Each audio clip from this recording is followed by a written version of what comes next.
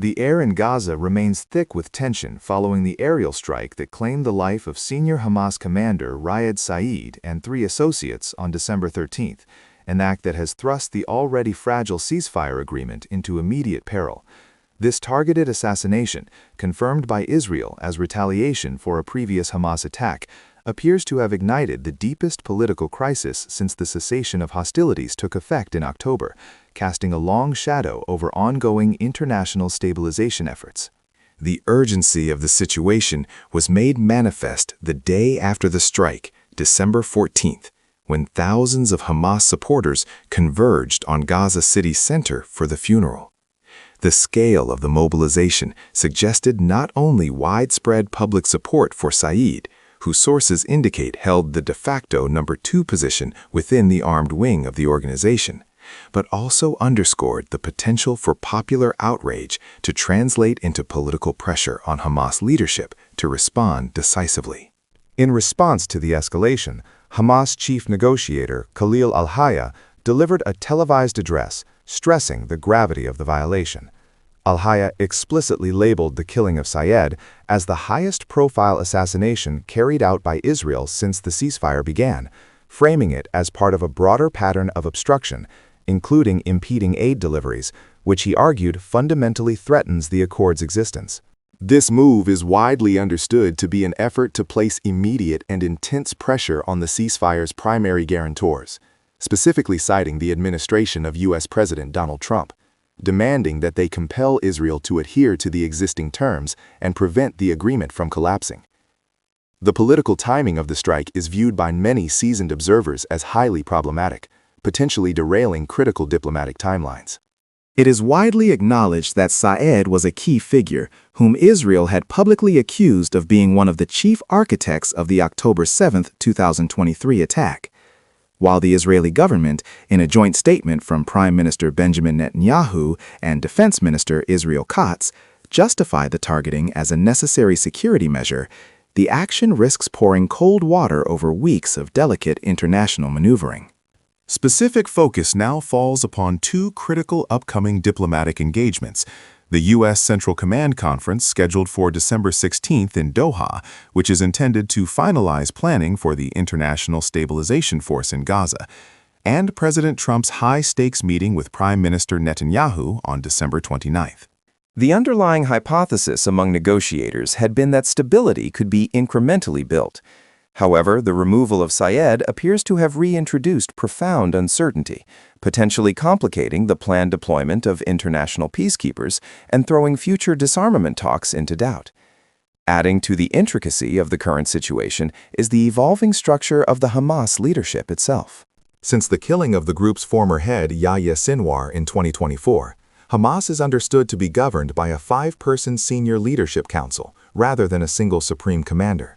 While this shift towards collective decision-making may temper the likelihood of an immediate, unilateral, and massive military response, it is also likely to complicate the negotiation process significantly.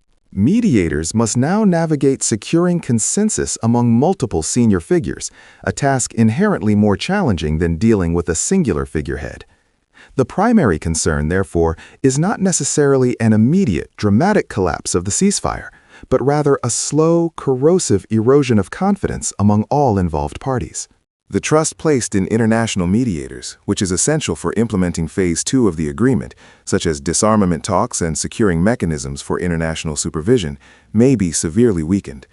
One potential outcome is that Hamas may choose to pursue a significantly harder political line in response, prioritizing retribution through prolonged diplomatic obstruction rather than immediate military action.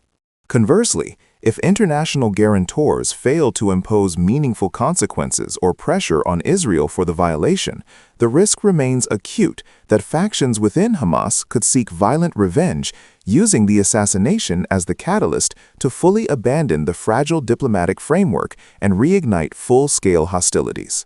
Therefore, while the immediate aftermath has seen rhetorical fury rather than renewed barrages of rockets, observers suggest that the coming weeks represent a critical test of whether the existing political will and the framework established in October are robust enough to survive such a calculated, high-level provocation. The stability of the entire region, it seems, now hinges precariously on the ability of the international community, particularly the American administration, to successfully enforce the agreement they helped broker. The immediate consequences of the strike were visceral and swift, manifesting in the crowded streets of Gaza on December 14th, barely 24 hours after the air raid claimed the life of Raed Sayed and his 3 associates. Thousands upon thousands of Hamas supporters converged at the city center for the funeral procession, the sheer scale of the gathering serving as a potent, visible display of unified outrage and defiance. This massive public demonstration suggests that the Israeli action, while tactically successful in neutralizing a high-value target, was politically counterproductive in the short term, galvanizing the movement's base. The official response quickly followed, amplified by the highest level of Hamas diplomacy. Khalil al-Hayya, the chief negotiator for the movement, appeared on television to condemn the assassination. He characterized the action not merely as an isolated violation, but as a direct assault on the ceasefire's foundational principles, emphasizing that Saeed was the most senior figure targeted since the fragile October agreement took effect. Al-Hayya's rhetoric focused heavily on political leverage, explicitly calling upon the intermediaries, particularly the primary guarantor, the U.S. administration and President Donald Trump, to fulfill their obligations by compelling Israel, which Hamas terms the occupying force, to adhere to the agreement's terms and prevent its collapse.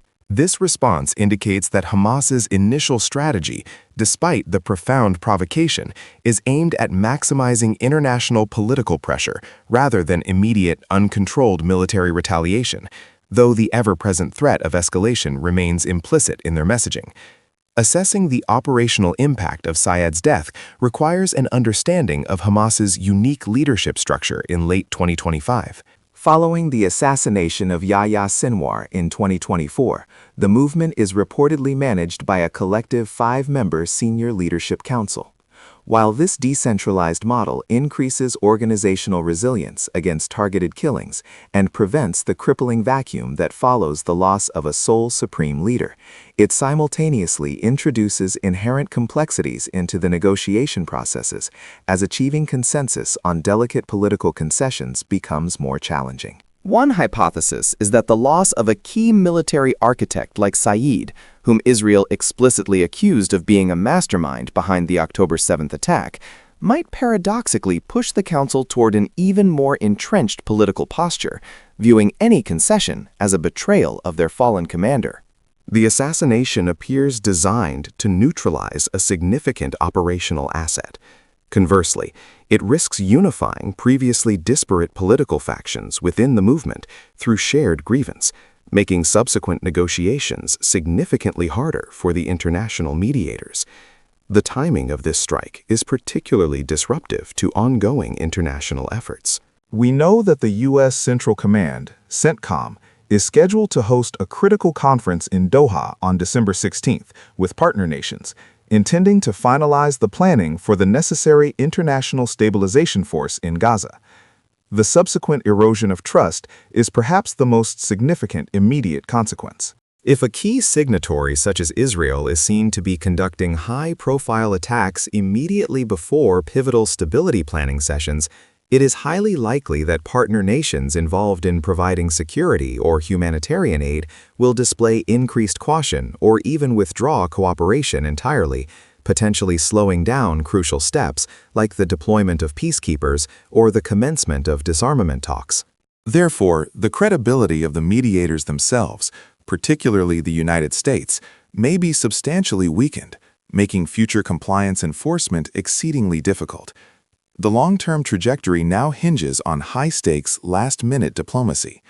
President Trump is slated to meet Prime Minister Netanyahu on December 29th.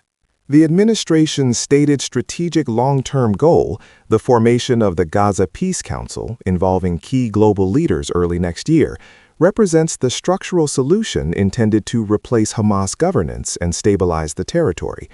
However, the current instability threatens to derail these strategic political plans entirely.